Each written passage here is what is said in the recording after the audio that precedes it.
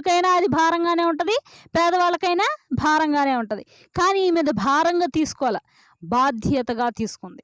దేవుని యొక్క సేవ చేస్తున్నారు అనంటే, దేవుని యొక్క మాట వింటారు వీళ్ళు. అంటే దేవుని యొక్క స్వరము వినగలిగినటువంటి వ్యక్తులు వీళ్ళని. వాళ్ళకి సేవ చేస్తే, వాళ్ళకి కొంచెం గౌరవం ఇస్తే, వాళ్ళని అభిమానంతో చూస్తే దేవుడు నన్ను కనికరిస్తాడేమో.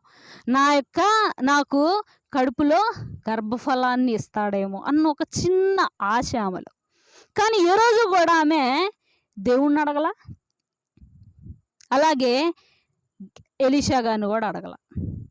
తర్వాత ఇదంతా చేస్తూ ఉంటే మనం కూడా ఏదన్నా ఎక్కువగా ఇతరులకు ఇష్టమైన పనులు ఎక్కువ చేశామంటే వాళ్ళు ఏమంటారు? ఏదో ఆశిస్తున్నావు నా నుండి, మొత్తానికి ఇన్ని నాకు ఇష్టమైనవి చేస్తున్నావంటే. ఏం ఆశిస్తున్నావు? అడుగు, నీకేం కావాలో అంటావా లేదా? అలాగే ఎలీషా గారు కూడా అడిగారు.